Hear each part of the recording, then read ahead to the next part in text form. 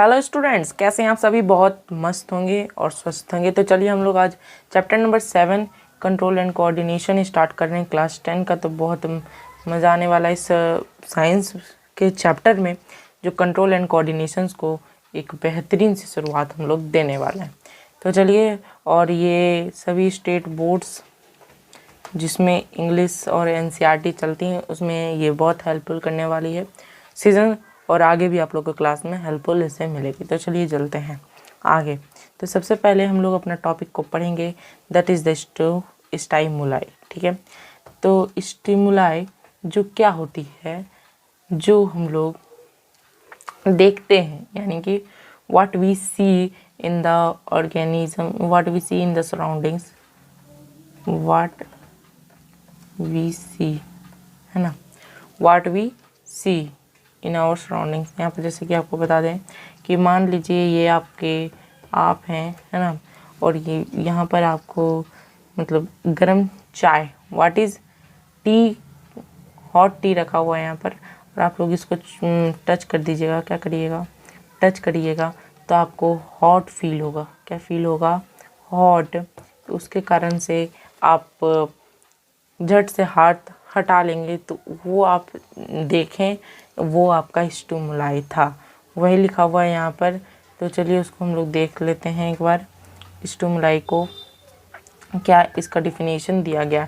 The changes in the environment to which living organism respond are called stimuli. जैसे कि मैंने बताया कि इन्वायरमेंट में जो चीज़ आप लोग उसको देख लेते हैं और ऑर्गेनिजम्स जो उसको रिस्पॉन्ड करेंगे, यानी कि उसको देख के जो काम करेंगे, उसे हम लोग क्या कहेंगे? स्टिमुलाई। ठीक है, चलिए आगे चलते हैं। Example: heat, cold, sound, smell, taste, touch, pressure, gravity, water etcetera. जैसे ये मैंने अभी टच के एग्जाम्पल लेके समझाया, ये सब स्टिमुलाई है आपका। टच को हम लोग बोलेंगे स्टिमुलाई। क्या बोलेंगे? स्टिमुलाई। ठीक है, चलिए आगे चलते हैं। Living organisms, living organisms respond to stimuli in the form of body movements. Body movements के फॉर्म में जब लिविंग ऑर्गेनिजम्स रिस्पॉन्ड करेंगे स्टिमुलाई के तरफ से, तब वो हमारा स्टिमुलाई कहलाएगा। ठीक, चलिए अब बढ़ते हैं कोऑर्डिनेशन की तरफ। तो सेकेंड पैराग्राफ है हम लोग का कोऑर्डिनेशन। What is coordination? तो इसे भी बहुत अच्छी तरह से समझ लेना, बहुत सुंदर तरीके से हम समझाएंगे आपको, जैसे कि स्टिमुलाई आप लोग को समझ में आ चुका है। For a proper sense to a stimulus many organs in the body should work together. मान लीजिए stimuli, for a proper response to stimulus की तरफ से बहुत सारे प्रॉपर रिस्पॉन्स आती है, और उसे करने के लिए बहुत सारे बॉडी ऑर्गन्स साथ में काम करते हैं। The working together of various organs in an organism to produce a proper response to stimulus is called coordination. जब ऑर्गन्स, है ना, जब ऑर्गन्स साथ में काम किया करें, तो उसे हम लोग बोलेंगे, क्या बोलेंगे? जल्दी से बोलिए। जब उसको कोई ऑर्गन को प्रोड्यूस करे प्रॉपर रिस्पॉन्स, तब हम लोग उसको बोलेंगे कोऑर्डिनेशन।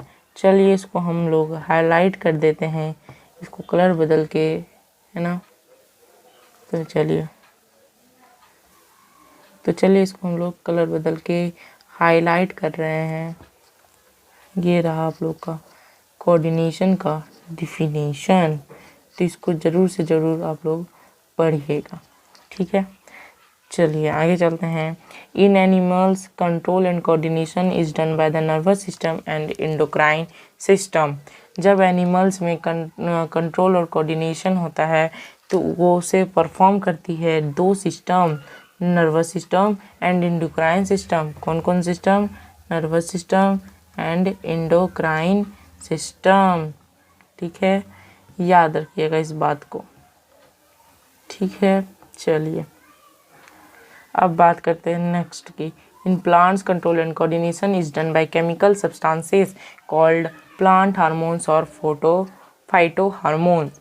प्लांट्स में कंट्रोल कोऑर्डिनेशन होती है कैसे, केमिकल सब्सटेंसेस से, जैसा कि आपको यहाँ पर प्लांट और हार्मोन्स और फाइटो हार्मोन्स के भी नाम से जाना जाता है। आगे चलते हैं और बात करते हैं कोऑर्डिनेशन इन एनिमल्स। सबसे पहले हम लोग बात करेंगे कोऑर्डिनेशन इन एनिमल्स। तो चलिए स्टार्ट करते हैं। In animals control and coordination is done by the nervous system and endocrine system. जैसे कि हमने बताया कि कोई भी पशु पक्षी में नर्वस सिस्टम और इंडोक्राइन सिस्टम सबसे ज़्यादा परफॉर्म करती है कोई भी कोऑर्डिनेशन को करने के लिए। The nervous system consist of the brain, spinal cord and nerves. Nervous system क्या क्या कंजिस्ट करेगी, brain, spinal cord and nerves. और हम लोग नर्वस सिस्टम को पढ़ने वाले हैं, उसके बाद इंडोक्राइन को भी देखेंगे। तो चलिए देखते हैं।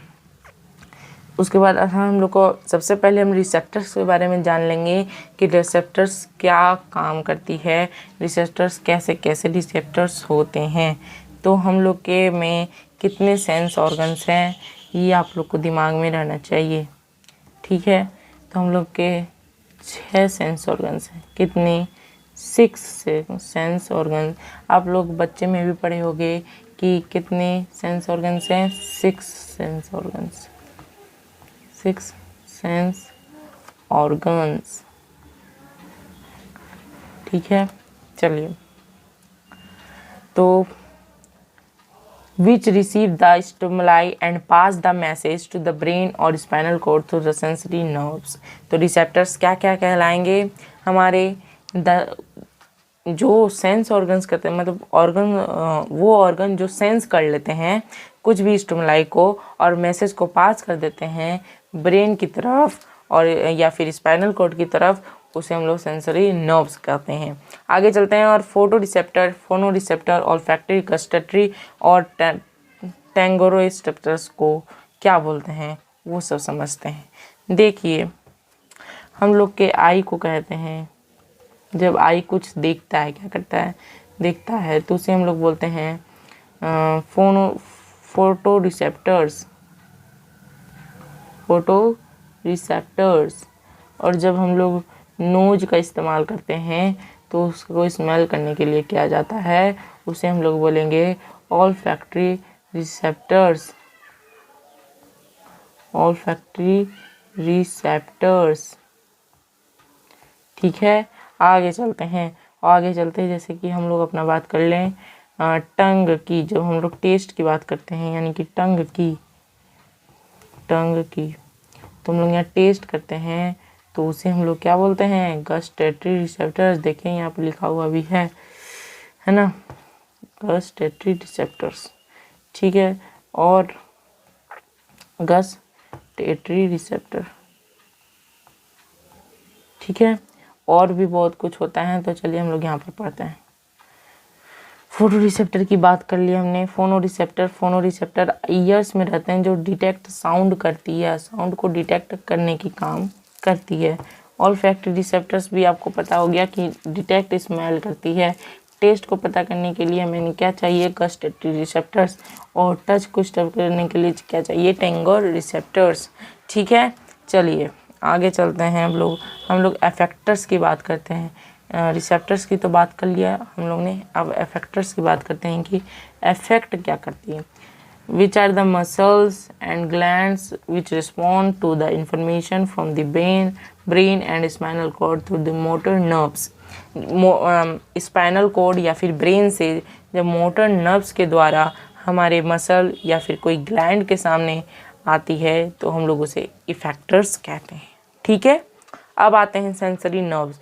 तो इफेक्टर्स किसे कहते हैं, जब कोई ब्रेन और स्पाइनल कोड सिग्नल देती है तो वो मोटर नर्व्स के द्वारा इंफॉर्मेशन पहुंचाती है मसल और ग्लैंड्स को, तब वो हमारा इफेक्टर कहलाता है। सेंसरी नर्व्स क्या होता है, these are nerves which carry information from the receptors to the brain और स्पाइनल कोड, ठीक है। तो ब्रेन और स्पाइनल कोड में पहुंचाने वाले इंफॉर्मेशंस को हम लोग सेंसरी नर्व्स कहते हैं। मोटर नर्व्स जो करती है brain and spinal cord to the effectors, ठीक है। वो रिसेप्टर टू ब्रेन और ये ब्रेन टू इफेक्टर। तो अपने आप लोग को याद रखना है। आगे चलते हैं, तो यहाँ पर आप लोग को दिया गया है जैसे कि ह्यूमन नर्वस सिस्टम। तो ह्यूमन नर्वस सिस्टम में बहुत चीज़ होते हैं, तो इतनी हम लोग को नहीं पढ़नी है। तो चलिए हम बता देते कि आपको क्या क्या पढ़नी है। ठीक है, तो चलिए देखिए, सबसे पहले हम लोग पढ़ेंगे ब्रेन के बारे में, जिसमें बहुत कुछ होती है। ठीक है, उसके बाद हम लोग पढ़ेंगे आपको स्पाइनल कोड के बारे में, और भी बहुत कुछ है। तो चलिए स्टार्ट करते हैं हम लोग अपनी ब्रेन को। पार्ट ऑफ द पहले nervous system. Okay, part of the nervous system. तो ह्यूमन नर्वस सिस्टम को स्टार्ट करने से पहले हम लोग चाहेंगे कि आप बेल आइकन को दबा दें, जल्दी से सब्सक्राइब कर ले चैनल को। अगर कंटेंट अच्छा लग रहा है तो इसके नोट्स आप लोग को टेलीग्राम पर मिल जाएंगे, और फिर आप लोग डिस्क्रिप्शन में जाके डाउनलोड कर सकते हैं। ठीक है, चलिए अब हम लोग बात कर लेते हैं parts of the nervous system की। Part of the nervous system, human nervous system consist central nervous system and peripheral nervous system. Human nervous system का जो ह्यूमन नर्वस सिस्टम क्या क्या कंसिस्ट करता है, सेंट्रल नर्वस सिस्टम और peripheral nervous system. Central nervous system में क्या क्या आता है, ब्रेन आता है, स्पाइनल कॉर्ड आता है, लेकिन पेरिफेरल में दूसरा चीज़ आता है, consist of cranial nerves arising from the brain and spinal nerves arising from the spinal cord। जो स्पाइनल कोड से गुजरता है उसे हम लोग पेरिफेरल नर्वस सिस्टम कहते हैं। Spinal cord is the main example of peripheral nervous system. देख सकते हैं यहाँ पर, ये आपका जो होता है क्या बोलते हैं, पेरिफेरल नर्वस सिस्टम। ठीक है, ठीक, क्लियर। तो ये बात आपको क्लियर रखनी है। ठीक है, चलो अब आगे चलते हैं। सेंट्रल नर्वस सिस्टम में जैसे कि मैंने बताया ब्रेन और स्पाइनल कोड आएगी, तो उसको हम लोग देखेंगे। ठीक है, चलो आगे चलें। यस, तो सबसे पहले हम लोग पेरिफेरल नर्वस सिस्टम को स्टार्ट कर लेते हैं। एक मिनट, जरा सा वेट अ सेकेंड।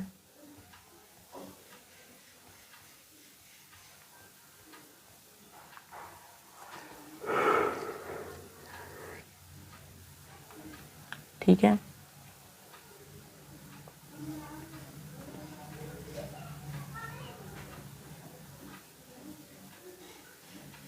चलिए तो हम लोग थोड़ा आगे चलते हैं। बहुत पीछे आ चुके हैं हम लोग, और हम लोग अब नर्व सेल का यानी कि न्यूरॉन की बात करने वाले हैं। ठीक है, तो सबसे पहले दिल थाम के बैठिए, हम लोग लेके आ रहे हैं नर्व सेल यानी कि न्यूरॉन। ठीक है, चलो तो न्यूरॉन लेके आ रहे हैं। नर्व सेल, जिसको हम लोग न्यूरॉन बोलते हैं। Neuron is the structural and functional unit of the nervous system. तो हम लोग को यहाँ पर बेसिक कॉन्सेप्ट आपको मिला है कि न्यूरॉन जो है वो स्ट्रक्चरल और फंक्शनल यूनिट का नर्वस सिस्टम का है। ठीक, it has a cell body called cyton containing a nucleus and cytoplasm. इसके पास साइटन होती है जो कंटेन करती है न्यूक्लियस और साइटोप्लाज्म को। उसके बाद it has several branched structures called dendrites, और इसके पास बहुत सारे ब्रांच्ड स्ट्रक्चर्स होते हैं, जैसे कि मैं अभी बताऊंगा आपको। डेंड्राइट्स होते हैं, बहुत सारी चीज़ होते हैं। It is a long nerve fibre called axon, और लॉन्ग नर्व फाइबर होते हैं उसको हम लोग एक्सोन बोलते हैं। Which is covered by a protective covering called myelin sheath.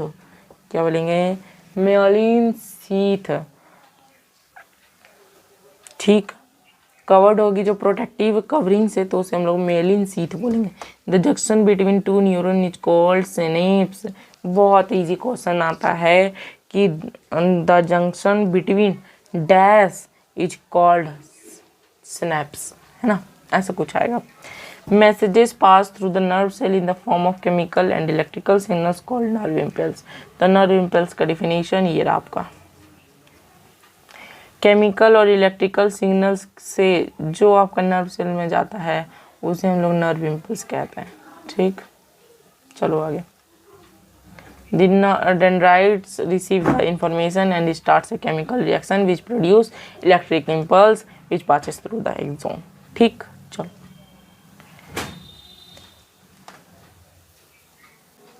तो चलिए हम लोग अब नर्व सेल का यानी कि न्यूरॉन का स्ट्रक्चर देखते हैं कि कैसा होता है। तो देखिए ये जो आप लोग का इसको हम लोग डेंड्राइट्स बोलते हैं। जैसा जो हम लोग ये जो पतझड़ जैसा पत्ता जैसा लिख रहा हुआ इसको हम लोग क्या बोलेंगे, डेंड्राइट्स। ठीक है, यहाँ पे लिखा हुआ आप लोग देख लेना। और इसके बाद ये सेल बॉडी होता है। ठीक, ये सेल बॉडी, इसका स्ट्रक्चर मैं बनाने सिखा दूंगा। देखो सबसे पहले क्या करना, यहाँ पर लेना एक तुम क्या लेना, ऐसे करके, ठीक है, बच्चों को फिर से बना देता हूँ, ऐसे ऐसे ऐसे ऐसे करना। ठीक है, और अब क्या करना, उसके बाद यहाँ से डेंड्राइट्स तुम निकाल सकते हो। ठीक है, यहाँ से तुम्हारा डेंड्राइट्स निकलना शुरू हो जाता है। उसके बाद यहाँ से भी सभी में से डेंड्राइट्स आ जाएगा तुम्हारा, है ना, डेंड्राइट्स। और यहाँ से तुम्हारा एक लंबा सा सेल जाएगा। ठीक, और यहाँ पर एक जोनल एंड होगा। देखो यहाँ पर तुम दिखा देते हैं तुमको, यहाँ पर देखो एक जोनल एंड भी डेंड्राइट्स की तरह ही होता है, तो उसका भी हम लोग एक जोनल एंड डेंड्राइट्स की तरह ही बना देंगे। ठीक, चलो जी बना दो इसको भी ऐसे पतला जैसा बना दो, इसको बॉल दे दो बस, और क्या कर दो, बॉल दे दो। ठीक है, चलो बस कहानी ख़त्म यहाँ तुम्हारा। अब क्या करना है तुमको, कलर में दूसरा ले लेता हूँ क्या,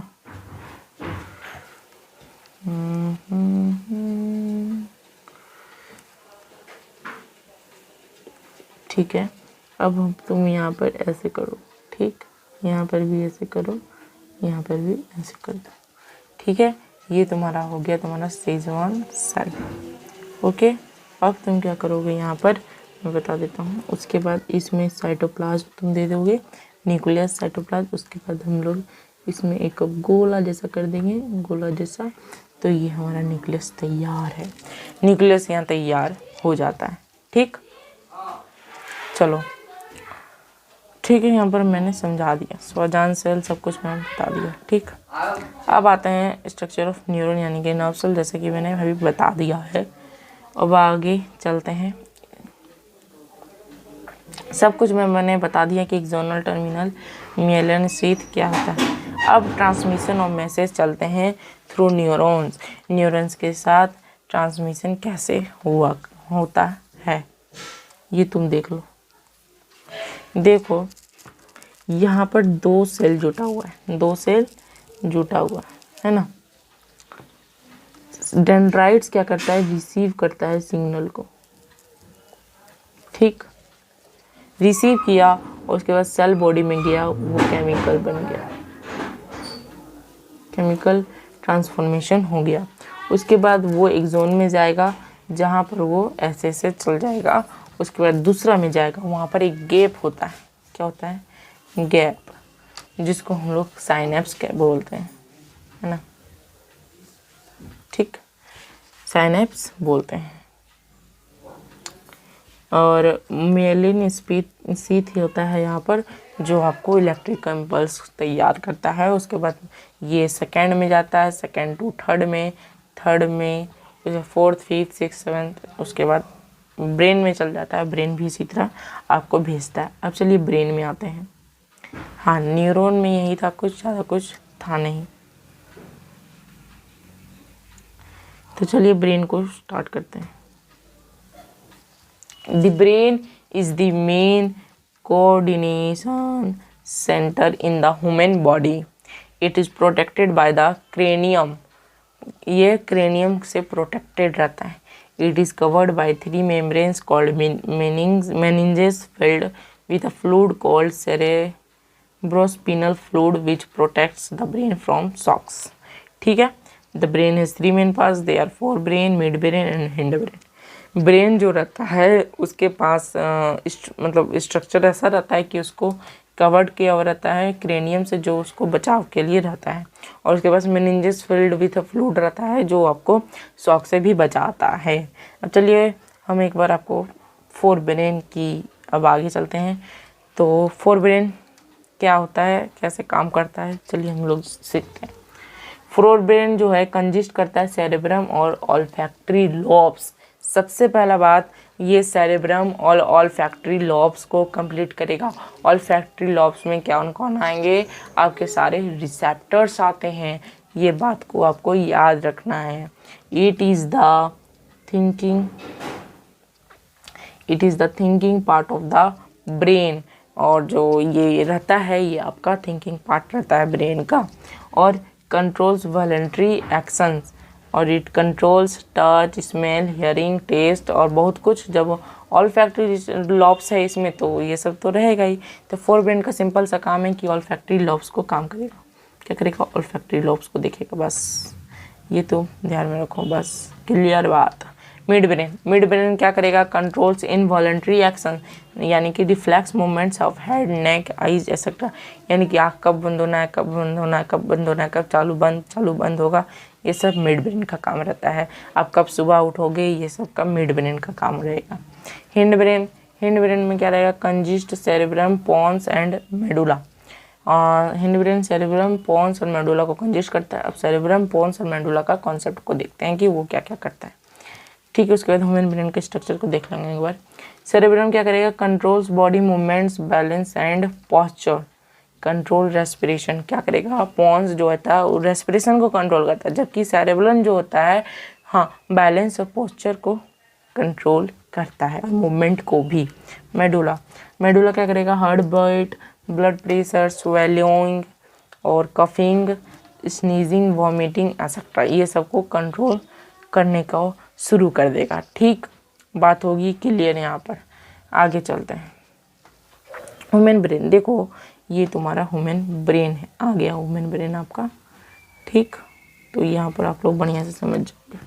ह्यूमन ब्रेन जो रहता है इसका आउटर सरफेस में एक आपको जो मैंने बताया वो रहता है, क्या रहता है, देखो यहाँ पर दिखाया गया है, इसमें नहीं, एक मिनट नाम भुला गया मैं, क्रेनियम से वो प्रोटेक्टेड रहता है ब्रेन, ठीक, क्रेनियम से प्रोटेक्टेड रहता है, ठीक है। चलो उसके बाद ऑक्सीपिटल लॉब रहता है, यानी कि ऑल्फैक्टरी लॉब यहाँ रहता है तुम्हारा। पोन्स देखो ये है तुम्हारा, और ये तुम्हारा क्या हो गया जानो, ये तुम्हारा हिंड ब्रेन यानी यहाँ पर होता है, ठीक। ये सबसे बड़ा, और ये स्पाइनल कॉर्ड से कनेक्टेड रहता है, ठीक है। तो ये था तुम्हारा ह्यूमन ब्रेन। अब ह्यूमन ब्रेन के बाद हम लोग स्पाइनल कॉर्ड को कल कंप्लीट करेंगे। तब तक के लिए बाय बाय, थैंक यू, और मिलते हैं हम आपको जल्द ही अपनी नेक्स्ट क्लास में। नेक्स्ट क्लास कब होगी ये आप लोग जान लो, कल होगी, कल हाँ कल हो जाएगी, यस। उसके बाद हम लोग MCQ करेंगे, उसके बाद क्वेश्चन आंसर, ठीक है।